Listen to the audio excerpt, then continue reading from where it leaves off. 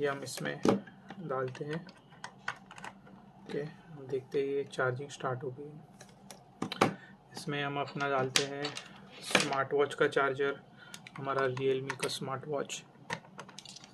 देखिए इसमें ये चार्ज हो रहा है।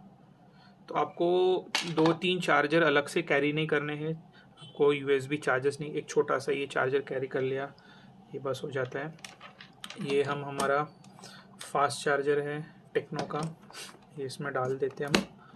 ओके, हम हमारा techno Phantom V fold charge करके देखते हैं किस तरह से। ओके, देखिए ये फास्ट चार्जिंग करना स्टार्ट हो चुका है। ओके, और हम अपना एक आईफोन का चार्जर भी डाल के देख लेते हैं। ये रहा।